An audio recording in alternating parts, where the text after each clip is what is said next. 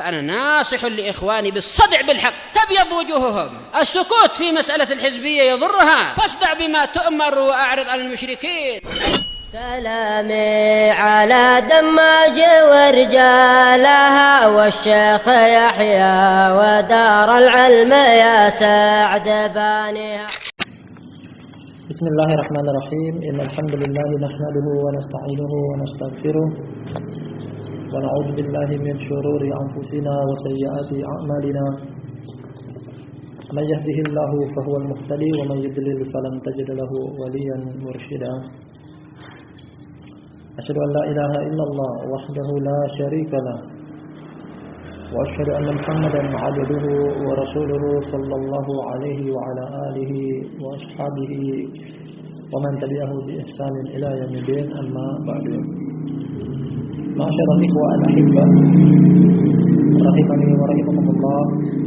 Kembali kita mengkaji kajian kita dari kitab Al-Jami' As-Sahih fi Tauhid Rabbil Alamin, kumpulan yang sahih dalam pengesaan Rabb semesta alam. Sesuai dengan judulnya materi tauhid, tulisan yang dikarang oleh Fadilatul Syekh Abu Amr Abdul Karim bin Ahmad bin Husain Al-Hajuri Al-Umari hafizahullah taala. Pada beberapa pertemuan malam terakhir ini kita masih berada pada judul bab yang sama tentang Innallaha huwar razzaq. Konsep-konsep tauhid rububiyah di antaranya adalah meyakini Allah adalah sang pemberi rezeki. Setelah sebelumnya Allah adalah sang pencipta. Pembacaan dalil-dalil telah kita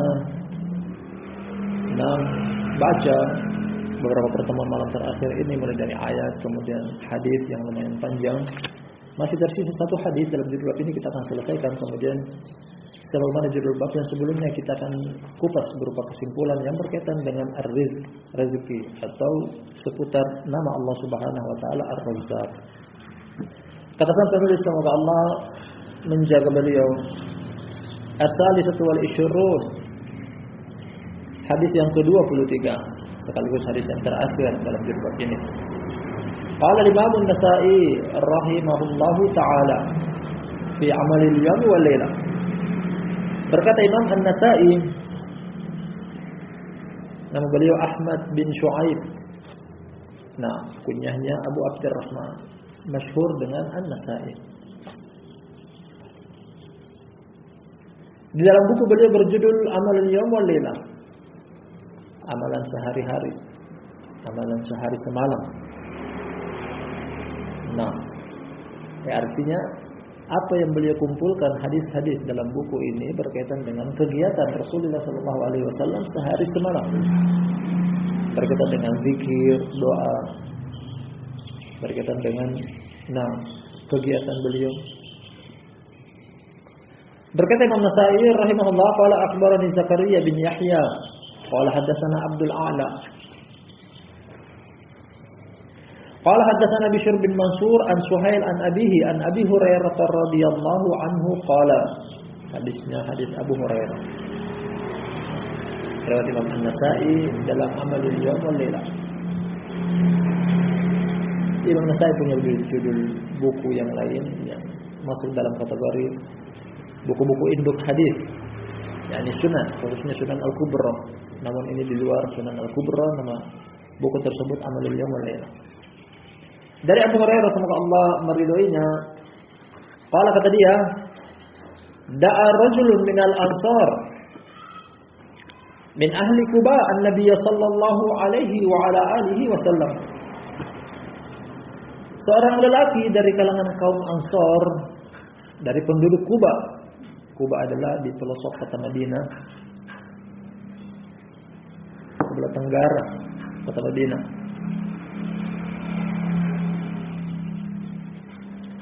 Seorang dari kalangan kaum Ansar, penduduk Quba, pernah mengundang Nabi sallallahu alaihi wasallam, jadi mengundang pada satu hidangan makanan. Kata Abu Hurairah, fantalaqna ma'ahu, kami pun pergi bersama beliau menjawab undangan kaum muslimin, termasuk hak dari kaum muslimin, hukumnya wajib. Terkhususnya kewajiban tersebut pada walimatul urf. Hukum yang lainnya sunnah, undangan makanan. Ketika tidak memiliki halangan, dianjurkan dengan sangat untuk mendatanginya. Falamma ta'ima wa ghasala yadahu aw yadayhi qala, ketika beliau selesai dari memasak, beliau pun mencuci tangan beliau atau kedua tangan beliau. Selesai dari makan, mencuci tangan. Jadi kalau dibutuhkan untuk dicuci pada jenis makanan atau hidangan makanan yang mungkin menyebabkan belepotan, lalu pada makan makanan ringan yang hanya kering, atau mungkin memiliki sedikit cairan, makanan berkuah. Terkadang Nabi Shallallahu Alaihi Wasallam hanya mengusap di area pergelangan tangan beliau sampai ke sikut atau di betis beliau. Mungkin makan, misal makanan ringan, gorengan.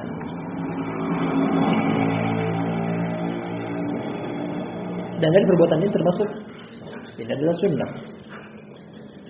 Adapun mencuci mencuci tangan di awal makan, kalau dibutuhkan silakan, kalau tidak terdapat dalil menunjukkan tentang sunnahnya. Setelah selesai dari makan kemudian beliau mencuci tangan beliau, kata beliau, alhamdulillahilladzi yut'imu wa la yat'am, manna 'alaina fahadana wa at'amana wa saqana wa kullu bala'in hasanin ablana. Kita artikan dulu yang ini. Segala puji hanya milik Allah yang memberikan makan namun dia tidak makan, memberikan anugerah kepada kami, memberikan petunjuk kepada kami, memberikan makan kepada kami, memberikan minum kepada kami, dan seluruh ujian yang baik dia uji kami. Ujian berupa kebaikan juga berupa keburukan. Terkadang sesuatu yang kita anggap baik justru keburukan di sisi Allah. Terkadang itu adalah kejelekan di sisi kita, justru itu adalah baik di sisi Allah. Dengan mensifati ujian baik itu terdapat dalil dalam Al-Quran. Wa nabluukum bisyarri wal khairi fitnah. Kami uji kalian kebaikan dan juga keburukan sebagai fitnah.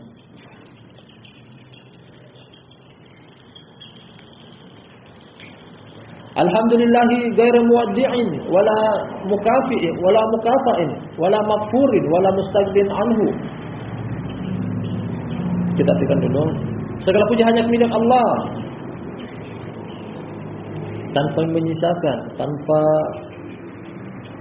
balasan, tanpa diingkari, tanpa kami merasa cukup dengannya. Anugerah dari Allah tidak pernah merasa cukup darinya. Artinya kita masih tetap butuh, jangan diingkari. Alhamdulillahilladzi at'ama minat ta'ami wa saqa minasy syarabi wa kassa minal 'uri wa hada minad dhalalati wa bassara minal 'ama wa faddala 'ala katsirin min khalqihi tafdila. Alhamdulillahi rabbil alamin. Segala puji hanya milik Allah yang memberikan makan, memberikan minum, memberikan pakaian dari ketelanjangan, memberikan petunjuk dari kesesatan, memberikan pandangan dari kebutaan, serta menganugerahkan lebih daripada kebanyakan makhluk yang Allah Subhanahu wa taala ciptakan. Artinya Allah memberikan karunia yang banyak kepada manusia yang belum tentu Allah berikan kepada makhluk Allah yang lainnya. Segala puji milik Allah, Rabb semesta alam. Titik sampai di sini. Barakallahu fikum jami'an. Atau kita baca redaksi hadis sebelum kita masuk mengupas lebih panjang dan lebar dari apa yang telah kita janjikan sebelumnya tentang hal-hal yang berkaitan dengan rezeki atau nama Allah Ar-Razzaq. Kata Syekh Abu Amr Abdul Karim Al-Hajuri, redaksi lain dari hadis ini, warwahul Hakim fil Mustadrak wa Tabrani fid Du'a, hadza hadisun hasan. Redaksi lain dari Imam An-Nasa'i. Imam Al-Hakim juga meriwayatkan dalam kitab beliau Al-Mustadrak, demikian juga Imam At-Tabrani dalam kitab beliau Ad-Du'a. Yang An-Nasa'i sendiri dalam kitab Amalul Yawm wal Lailah. Dan hadisnya adalah hadis yang hasan, muhtajun bihi, boleh untuk diamalkan. Keterkaitan antara hadis ini dengan judul barakallahu fikum. Pertama-tama bahwasanya inilah bentuk-bentuk rezeki Allah kepada hambanya, termasuk memberikan makanan, memberikan minuman, memberikan pakaian dari ketelanjangan, dan demikian juga bagian daripada rezeki Allah Subhanahu wa taala adalah memberikan petunjuk hidayah dari kesesatan, Nah, memberikan pandangan mata dari kebutaan dan seterusnya. Makanya para ulama membagi. Rezeki terbagi menjadi dua. Yang pertama namanya rezeki badani atau jismi, di antaranya pakaian, makanan, minuman. Kemudian juga ada namanya rezeki batini. Rezeki yang berkaitan dengan hal-hal batin seperti diberikan iman, diberikan tauhid, diberikan pengenalan terhadap sunnah, demikian juga memahami tentang agama Allah Subhanahu wa taala. Rezeki yang berkaitan dengan badan juga seperti diberikan kesehatan dan semisalnya. Dan semua itu adalah bagian daripada rezeki yang Allah Subhanahu wa taala anugerahkan kepada hamba-hambanya. Fawaid kedua dari hadis ini terus berkaitan dengan judul bab tentang Ar-Razzaq atau Rizq. Setiap rezeki yang Allah Subhanahu wa taala anugerahkan kepada kita, kecil dan besarnya, sedikit dan banyaknya, serta yang nampak dan juga yang tersembunyi, kita dituntut untuk bersyukur. Bersyukur kepada Allah Subhanahu wa taala. Anda itu bersyukur dengan lisan seperti mengucapkan ucapan-ucapan yang diajarkan oleh Rasulullah sallallahu alaihi wasallam di sini. Setelah memakan makanan beliau pun berdoa, alhamdulillahilladzi yut'imu wa la yut'am. Dan sebagian riwayat yut'am. Segala puji hanya milik Allah yang memberikan makan namun tidak makan. Dan seterusnya sampai di akhir hadis. Patut untuk disyukuri. Bahkan mungkin seteguk air yang kita minum atau sesuap nasi yang kita makan, itu saja makanan yang Allah berikan kepada kita, tak lepas dari kewajiban untuk kita bersyukur kepada Allah Subhanahu wa taala. Bersyukur dengan lisan, mengucapkan alhamdulillah wa syukurillah, bersyukur dengan hati, meyakini bahwasanya nikmat yang ada pada diri kita adalah datang dari sisi Allah Subhanahu wa taala. Wa ma bikum min ni'matin fa min Allah. Serta bersyukur juga dengan anggota tubuh. Membalas itu semuanya dengan cara beribadah kepada Allah Tabaraka wa taala. Bahkan mungkin satu permen yang terlihat ringan mungkin tidak mengenyangkan. Tetap kita dituntut untuk bersyukur kepada Allah Subhanahu wa taala. Dalam Al-Qur'anul Karim kata Allah Subhanahu wa taala, "Wa itta'adzana rabbukum la in syakartum la azidannakum wa la in kafartum inna 'adzabi lasyadid." Yang artinya kata Allah Subhanahu wa taala, Allah yakni Rabb engkau memandangkan, la in syakartum, apabila kalian bersyukur akan nikmat dari Allah Subhanahu wa taala, la azidannakum, aku akan tambahkan kepada kalian. Nikmat yang disyukuri akan ditambah oleh Allah Subhanahu wa taala. Wala in kafartum, namun seandainya kalian kufur, tidak disyukuri akan nikmat tersebut, pertama Allah akan cabut nikmat tersebut, kedua akan mendapatkan ganjaran balasan dengan hukuman. Inna adzabi lasyadid. Kita kembali ke awal bab karena telah selesai kita dari pembacaan dalil-dalil dan ini hadis yang paling terakhir. Setelahnya akan masuk pada judul bab yang lain, judul bab baru. Barakallahu fikum jami'an. Sang penulis menyinggung tentang salah satu di antara nama-nama Allah Subhanahu wa taala Ar-Razzaq yang memiliki kandungan makna sifat di balik itu yarzuq. Allah memberikan rezeki. Memberikan rezeki. Nama Ar-Razzaq sendiri di dalam Al-Qur'anul Karim hanya satu kali dengan lafaz ini Ar-Razzaq dalam surat Ad-Dzariyat. Wa ma khalaqtul jinna wal insa illa liya'budun ma uridu minhum min rizqin wa ma uridu ayyut'imun innallaha huwar razzaqu dzul quwwatil matin. Beliau bawakan ini sebagai landasan hukum yang paling pertama, Ar-Razzaq. Allah adalah Ar-Razzaq, juga mubalaghah. Artinya memiliki makna yang melampaui dan berlebih-lebihan. Dan makna sekilas dari makna Ar-Razzaq yang berlebih-lebihan artinya adalah seluruh makhluk Allah yang memberikan rezeki kepada mereka. Mencakup orang-orang yang mungkin bermaksiat kepada Allah Subhanahu wa taala, menyelisih perintah Allah, enggan untuk beribadah kepada Allah, kufur kepada Allah, tetap Allah berikan kepada mereka rezeki seluruhnya tanpa terkecuali. Baik itu yang di daratan, yang di lautan, yang di angkasa. Masuk di dalamnya juga malaikat, jin dan manusia. Allah Subhanahu wa taala yang memberikan mereka rezeki.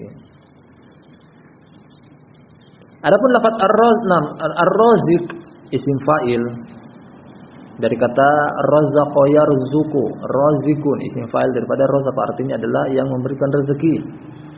Tidak datang secara mufrad tidak datang secara kata tunggal, namun datang dengan lafaz majmu', jamak mudzakkar salim. Nah, itu terulang beberapa kali di dalam Al-Qur'anul Karim.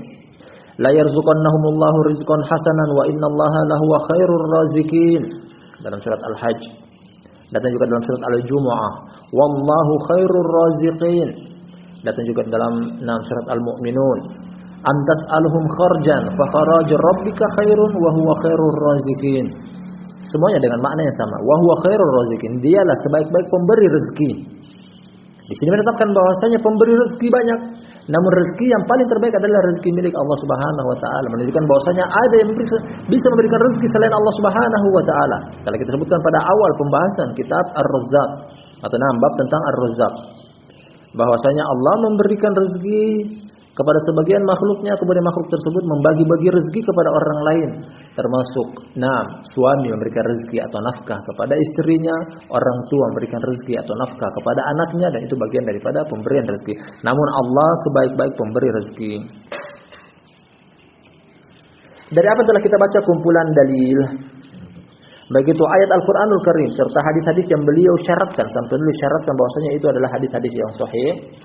Kita akan petik beberapa fawaid, pelajaran tentang rezeki di dalamnya. Dan itu merupakan kesimpulan dari kajian kita dari judul bab ini. Faedah yang paling pertama adalah Allah Subhanahu wa taala satu-satunya semata sang pemberi rezeki kepada seluruh hambanya. Artinya tidak ada yang bersekutu bersama Allah. Tidak ada yang bersekutu bersama Allah dalam hal tersebut. Dan ini juga bahkan diakui oleh orang-orang kufar Quraisy di zaman tersebut. Wala in sa'altahum atau qul may yarzuqukum minas sama'i wal ardi qulillah. Katakanlah Muhammad kepada mereka, ini penduduk kota Makkah, kufar Quraisy, siapakah yang memberikan rezeki kepada mereka? Mereka akan menjawab, Allah. Diakui. Namun tetap tidak memasukkan mereka ke dalam lingkaran keimanan atau keislaman, karena setelah mereka meyakini Allah memberikan rezeki, namun mereka tetap menyerahkan ibadah mereka kepada selain Allah Subhanahu wa taala. Allah yang memberikan rezeki kepada seluruh hambanya, dan itu ditetapkan oleh Allah dalam Al-Quranul Karim sebagai pengenalan diri kepada hamba-hambanya. Dalam Al-Quranul Karim kata Allah Subhanahu wa taala, "Wa ka'ayyin min dabbatin la tahmilu rizqaha Allahu yarzuquha wa iyyakum wa huwas samiul alim." Tak satupun hewan melata yang ada di permukaan bumi yang engkau mampu untuk menggiring rezeki kepadanya. Allahu yarzuquha wa iyyakum, bahkan Allah yang memberikan rezeki kepada mereka serta memberikan rezeki juga kepada kalian. Allah Subhanahu wa taala. Demikian juga dalam surat Hud kata Allah Subhanahu wa taala, "Wa ma min dabbatin fil ardi illa 'ala Allahi rizquha." Tak satu hewan melata pun yang ada di atas permukaan bumi kecuali atas Allah lah rezeki mereka. Baik itu yang berjalan dengan 2 kaki, 4 kaki, atau bahkan yang tanpa kaki merayap, seluruhnya Allah yang memberikan rezeki kepada mereka. Bahkan yang berada di dalam perut-perut bumi, ya mungkin makhluk tersebut entah bisa jadi kita belum pernah melihatnya, Allah lebih mengetahui, Allah yang memberikan rezeki kepada mereka dengan seluruh jenis macam dan spesiesnya, dengan seluruh jenis berbeda-beda latar belakang mereka, Allah Subhanahu wa taala. Konsep yang kedua, pengenalan tentang rezeki. Orang-orang musyrikun yang mereka menjadikan selain Allah Subhanahu wa taala sebagai sembahan, mereka tidak bisa menciptakan, atau maksud kami mereka tidak bisa memberikan rezeki sedikit pun. Karena rezeki datang dari Allah Subhanahu wa taala. Makhluk siapapun tidak bisa mendatangkan rezeki secara istiqlal. Yang menciptakan rezeki, membagi-bagikan rezeki itu Allah Subhanahu wa taala. Dan Allah tantang hal tersebut sebagai bentuk bantahan terhadap orang-orang yang masih mau menyembah selain Allah Subhanahu wa taala dengan konsep memberi rezeki. Kata Allah Subhanahu wa taala, "Ya ayyuhan nasu dzkuru ni'matallahi 'alaikum, hal min khaliqin ghairullahi yarzuqukum minas sama'i wal ard." Wahai segenap umat manusia, ingatlah nikmat Allah kepada kalian. Apakah ada pencipta selain Allah yang memberikan rezeki kepada kalian dari langit dan bumi? Jawabannya tidak ada. Jawabannya tidak ada. Allah semata yang memberikan rezeki kepada hamba-hambanya. Demikian juga dalam Al-Qur'anul Karim kata Allah Subhanahu wa taala, Allahul ladzi khalaqakum, tsumma razaqakum, tsumma yumitukum, tsumma yuhyikum. Hal min syurakaikum may yaf'alu min dzalikum min syai' subhanahu wa ta'ala amma yusyrikun. Perhatikan baik tentang ayat ini. Allah memaparkan argumennya, hujahnya kepada hamba-hambanya. Bahwasanya inilah sifat-sifat Allah yang ada pada Allah, tidak ada pada yang lainnya. Kemudian Allah tantang bahwasanya apakah ada sifat-sifat ini kepada sembahan-sembahan yang kalian jadikan sebagai peribadatan kepada selain Allah Subhanahu wa taala. Allahul ladzi khalaqakum. Yang pertama, Allah lah yang menciptakan kalian. Tsumma razaqakum, kemudian memberikan rezeki kepada kalian. Tsumma yumitukum, tsumma yuhyikum, kemudian Dia mematikan kalian dan membangkitkan kalian kembali. Ini konsep tentang rububiyah. Allah yang menciptakan, Allah memberikan rezeki, Allah mematikan, kemudian Allah bangkitkan kembali, kemudian Allah tantang. Di belakang ayat tersebut, hal min syurakaikum may yaf'alu min dzalikum min syai', apakah sembahan-sembahan kalian mampu untuk melakukan itu? Mampu untuk menciptakan? Tidak bisa. Mampu untuk memberikan rezeki? Juga tidak bisa. Mampu untuk menghidupkan, mematikan? Semuanya tidak bisa. Hanya Allah yang mampu untuk melakukan hal tersebut. Oleh karena itu ketika ada orang-orang yang menyelisih konsep-konsep ini, Allah Subhanahu wa taala mengatakan, "Nam subhanahu wa taala amma yusyrikun." Maha suci Allah, maha tinggi Allah terhadap apa yang mereka sekutui. Kurang apa Allah menegakkan hujahnya kepada hamba-hambanya dalam hal menciptakan kemudian memberikan rezeki, dan ini yang sedang kita kaji.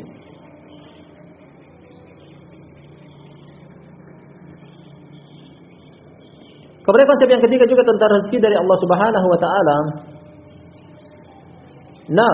Seluruh makhluk tanpa terkecuali Allah yang memberikan rezeki kepada mereka. Bahkan yang durhaka kepada Allah sekalipun Allah tetap memberikan rezeki kepada mereka.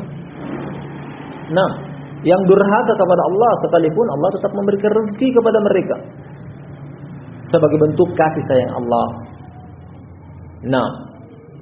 Makanya Allah membedakan antara nama Ar-Rahman dan Ar-Rahim. Sama-sama diambil dari suku kata yang sama, kasih sayang. Namun Ar-Rahman dzu rahmatin wasi'ah. Rahman, dari kata Ar-Rahman, dari nama Ar-Rahman terkandung di dalamnya sifat, memiliki sifat kasih sayang yang global, menyeluruh. Masuk di dalamnya juga adalah orang-orang kafir. Orang kafir mendapatkan kasih sayang dari Allah, dari sisi mereka kufur kepada Allah pun Allah tetap berikan rezeki kepada mereka. Sedangkan Ar-Rahim, nama Allah yang hanya mencakup dzu rahmatin khassa, Rahim memiliki makna Allah menyayangi namun hanya kepada orang-orang mukmin saja. Dan itu menunjukkan tentang kesabaran Allah Subhanahu wa taala. Dalam hadis Abu Musa Al-Asy'ari radhiyallahu anhu riwayat Imam Bukhari dan Imam Muslim, kata Rasulullah sallallahu alaihi wa alihi wasallam, "Ma ahadun asbara ala ada sami'ahu min Allah. Ada sami'ahu min Allah. Yad'una lahu al-walad thumma yu'afihim wa yarzuquhum." Kata Rasulullah sallallahu alaihi wasallam, tak ada satupun yang lebih sabar yang mendengar disakiti dari Allah Subhanahu wa taala. Mereka menyeru kepada Allah bahwasanya Allah memiliki anak keturunan. Kemudian Allah mengampuni mereka dan Allah memberikan rezeki kepada mereka. Orang kafir pun sekufur apapun mereka tetap Allah Subhanahu wa taala berikan rezeki kepada mereka. Kalau seandainya rezeki diwakilkan kepada tangan umat manusia, boleh jadi rezeki tersebut tidak akan adil. Dia akan sampaikan kepada orang yang ada di hadapan dia, belum tentu diberikan kepada orang yang jauh daripada dia. Dia tidak lihat, dia tidak mampu. Tidak hadir. Kalau seandainya rezeki di tangan manusia, diwakilkan kepada tangan manusia, misalnya dia akan berikan kepada orang yang mungkin dia suka, dia sayangi, dia cintai. Dan dia tidak akan berikan kepada orang yang mungkin dia benci, dia tidak suka. Namun Allah Subhanahu wa taala.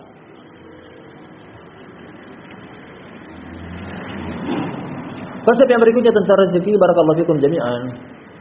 Allah Subhanahu wa taala membagi-bagikan rezeki kepada hamba-hambanya tidak dengan satu kadar yang sama. Terkadang ada banyak, ada sedang, ada sedikit, bahkan ada juga yang mungkin tiada sama sekali. Tiada dalam konteks sebagian waktu, sebagian tempat.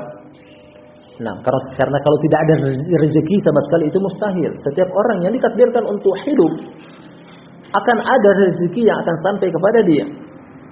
Nah, namun dengan makna bahwasanya Allah memberikan kadar tertentu kepada sebagian orang, menahan kadar tertentu pada sebagian orang lain, ini diberikan banyak, ini diberikan sedikit, ini diberikan sedang, yang ini bahkan mungkin pada sebagian waktu tidak ada, dan itu Allah Subhanahu wa taala yang membagi-bagi. Dalam beberapa ayat pada Al-Qur'anul Karim kata Allah Subhanahu wa taala, "Wallahu faddala ba'dakum 'ala ba'din fir rizq." Allah Subhanahu wa taala mengunggulkan sebagian kalian akan sebagian yang lain dalam masalah rezeki. Dari sinilah terbagi, ada yang namanya kaya, ada yang namanya miskin. Nah, ada yang namanya kaya, ada yang namanya miskin. Itu dari Allah. Juga kata Allah Subhanahu wa taala, "Inna rabbaka yabsutur rizqa liman yasha'u min 'ibadihi wa yaqdiru lah." Sesungguhnya Allah Subhanahu wa taala melapangkan rezekinya. Pada sebagian tempat juga Allah Subhanahu wa taala menahan rezekinya. Melapangkan dalam artian Allah memberikan lebih, yang ini yang kurang. Dan itu semuanya adalah pembagian dari Allah. Murni dari Allah. Setelah kita mengetahui konsep ini, konsep yang keempat, namun jangan disalah kaprahi, jangan disalah pahami. Perlu kita mengetahui juga bahwasanya luasnya rezeki dari seseorang mungkin saja bisa menyebabkan dia itu menjadi melampaui batas, berlebih-lebihan, sombong dan angkuh dengan harta yang ada pada dia. Kebalikannya bahwasanya ketika Allah Subhanahu wa taala mempersempit rezeki pada sebagian orang, jangan minder, jangan malu. Mungkin itu bentuk kasih sayang Allah kepada engkau, karena pada sebagian ayat Allah terangkan kalau Allah bukakan rezeki kepada sebagian orang, justru itu membuat dia merupakan sebab dia itu akan melampaui batas.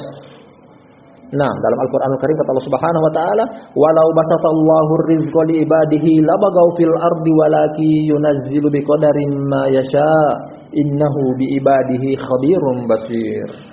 Subhanallah, ayat ini kalau kita cermati lebih mendalam, membuka pemahaman kita. Kenapa yang ini kaya, kenapa yang ini miskin, kenapa yang ini ada, kenapa yang ini tidak ada. Nah, bahkan hendaknya kita pahami bahwasanya kayanya seseorang bukan berarti karena dia adalah pantas untuk bukan berarti karena usaha dan upaya dia. Demikian juga orang yang tertahan rezekinya dari Allah Subhanahu wa taala bukan berarti juga karena mungkin dia malas-malasan. Ada sebagian bait syair indah sekali maknanya. Yanalul gina man laysa yas'a ilal gina wa yahrumu ma yas'a lahu wa yuhawilu. Terkadang orang kaya terkadang mendapati kekayaan orang yang justru dia tidak berusaha untuk menjadi orang kaya. Terkadang juga orang sudah berusaha untuk mencari rezeki, kalau toh Allah takdirkan dia miskin, tetap miskin. Terkadang itu sebagian mendengar sebagian orang pergi pagi pulang pagi, atau kegiatan dia adalah banting tulang, peras keringat. Toh Allah takdirkan dia menjadi orang miskin, tetap saja menjadi orang miskin. Ada juga orang yang subhanallah hanya berpangku tangan, santai-santai di rumah. Allah takdirkan dia menjadi orang kaya. Lal ajru yuhrimhu walal hirsu jalibu walakinnaha qismatun wa manazilu. Bukan karena malas-malasan yang membuat dia itu tidak dapat rezeki, bukan juga karena ambisi yang membuat dia itu bisa mendapatkan rezeki, akan tetapi ini adalah pembagian dari Allah. Bagian daripada konsep takdir. Konsep takdir. Makanya ayat ini sebagai teguran kepada kita seluruhnya. Walau basatallahu rizqa li ibadihi labagaw fil ardi walaki yunazzilu biqadarin ma yasha innahu bi ibadihi khabirun basir. Seandainya Allah bukakan rezeki kepada hamba-hambanya, dilapangkan, diluaskan, seluruhnya menjadi orang kaya, labagaw fil ardi, saya mereka akan melampaui batas di permukaan bumi. Perhatikan tentang Qarun, bagaimana Allah berikan dia harta kekayaan, menjadi durhaka kepada Allah. Walakin yunazzilu biqadarin ma yasha, tetapi Allah menurunkan sesuai dengan kadar yang dia kehendaki. Innahu bi ibadihi khabirun basir. Sesungguhnya dia terhadap hamba-hambanya maha mengetahui. Yang ini Allah katakan bahwasanya dia pantas untuk menjadi orang kaya. Mungkin kalau dia miskin, bisa jadi dia kufur. Yang ini orang miskin, Allah tahu bahwasanya dia pantas untuk menjadi orang miskin. Kalau Allah berikan dia harta kekayaan, mungkin dia kufur. Seluruhnya berdasarkan hikmah kebijaksanaan dari Allah Subhanahu wa taala. Subhanallah. Mengkaji tentang rezeki, termasuk termasuk mengkaji tentang rahasia ilahiyah Allah Subhanahu wa taala. Jangan bangga diri dengan kekayaan karena itu adalah pemberian dan pembagian. Jangan juga minder dengan kemiskinan karena itu juga adalah pemberian dan pembagian. Wallahu ya'lamu antum la ta'lamun. Allah lebih mengetahui sedangkan kalian tidak mengetahui. Jangan melihat seseorang ketika kita di sisi tidak ada, di sisi miskin, kemudian melihat orang lain serba ada, serba kaya.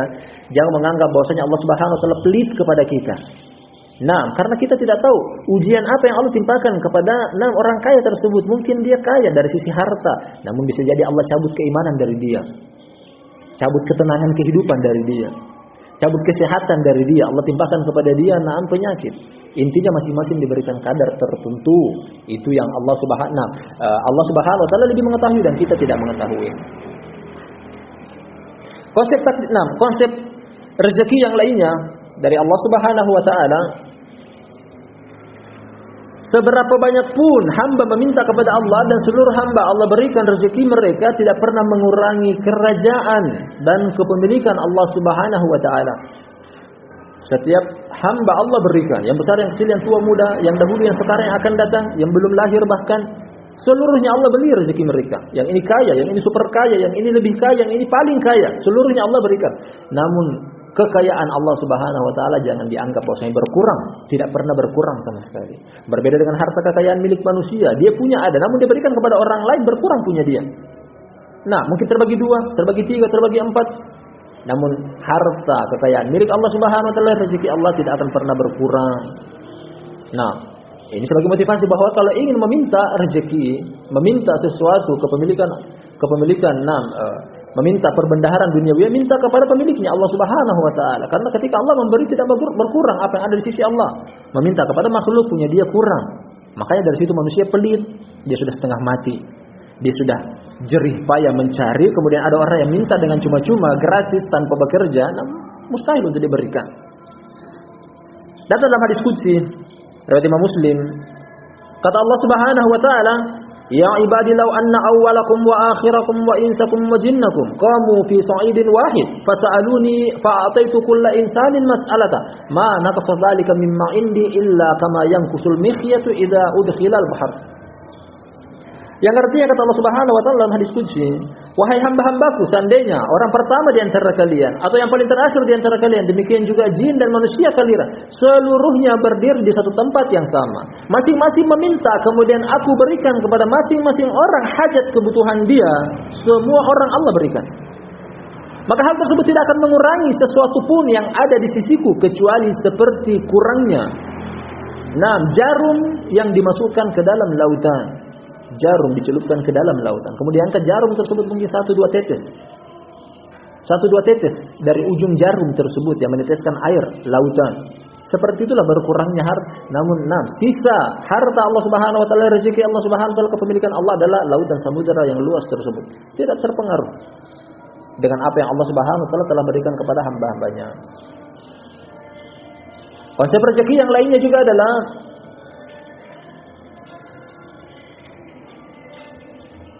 banyaknya rezeki atau harta pada seseorang belum tentu menunjukkan Allah cinta kepada dia. Bukan dalil. Sempitnya harta atau rezeki kepada seseorang bukan berarti Allah Subhanahu wa taala benci kepada dia. Jangan jadikan itu sebagai standarisasi. Ini melatih diri kita. Kalau seandainya kita menjadi orang yang mungkin dalam sebagian keadaan menjadi orang kaya, memiliki banyak harta, jangan sombong. Ibaratnya harta adalah harta adalah titipan yang Allah bisa saja mencabut dari kita, mengambil kembali titipan dia kapanpun. Ada orang dalam sesaat dari kaya menjadi miskin. Sebagaimana juga dalam sesaat ada orang yang dari miskin menjadi kaya tiba-tiba. Banyaknya harta dan rezeki, lapangnya harta dan rezeki bukan berarti orang tersebut bukti cinta Allah Subhanahu wa taala kepada dia. Bahkan kalau kita betul-betul orang kaya, bahkan dari kalangan orang kafir lebih banyak. Sedangkan orang-orang miskin justru kebalikannya. An-Nabi sallallahu alaihi wasallam bisa jadi orang termiskin di dunia dengan keadaan-keadaan yang datang menceritakan kepada kita hadis-hadis yang sahih. Dalam hadis Abu Hurairah riwayat Imam Muslim, kata Nabi sallallahu alaihi wasallam, "Innallaha la yanzuru ila suwarikum wala amwalikum, walakinnallaha yanzuru ila a'malikum wa qulubikum." Yang artinya kata Nabi sallallahu alaihi wasallam, sesungguhnya Allah tidak menengok kepada rupa kalian, tidak juga kepada harta-harta kalian. Namun Allah menengok kepada amalan kalian serta isi hati kalian. Bukan harta yang Allah nilai baik dan buruknya seseorang. Bukan berarti ketika dia adalah orang kaya dia orang terbaik di hadapan Allah. Bukan juga ketika dia adalah orang yang miskin dia adalah orang yang buruk di hadapan Allah. Bukan sebagai standarisasi.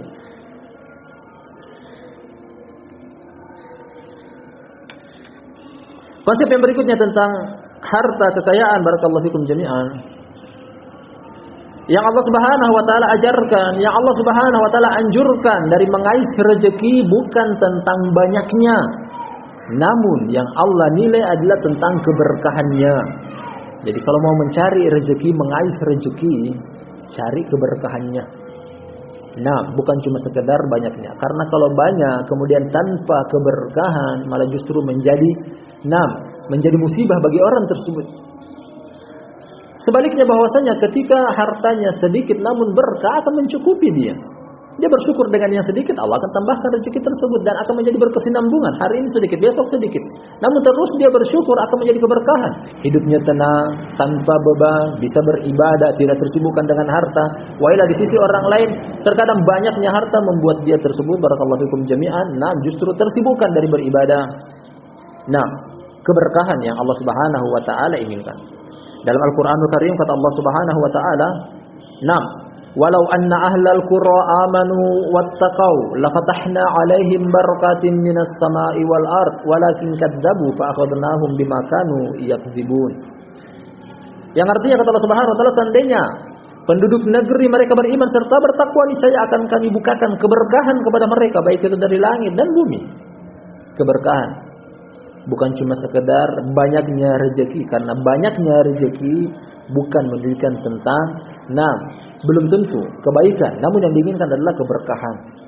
Keberkahan yang kata Allah Subhanahu wa taala dalam Al-Qur'an Al-Karim yang lainnya juga adalah wa allabistaqamu 'alat tariqati la asqainahum ma'an ghadaqa. Seandainya yakni mereka beristiqomah lurus agama mereka, la asqainahum ma'an ghadaqa, kami akan mengucurkan kepada mereka hujan keberkahan. Karena istiqomah di atas agama Allah Subhanahu wa taala, Allah akan kucurkan rezeki berupa air hujan. Gambaran tentang rezeki. Yang berkah, yang baik, yang bagus. Buah hasil daripada keistiqomahan, buah hasil daripada ketakwaan kepada Allah Subhanahu wa taala. Barakallahu fikum jami'an, ini berkaitan dengan hadis-hadis yang datang kepada kita atau ayat-ayat yang telah kita baca berkaitan dengan rezeki. Dan pada pertemuan berikutnya insyaallah kita akan lanjut dengan materi yang berbeda dan juga judul bab yang berbeda insyaallah pada lain waktu. Wallahu taala alam bisawab. Kita akhiri sampai di sini. Subhanakallahumma wa bihamdika asyhadu an la ilaha illa anta astaghfiruka wa atubu ilaik.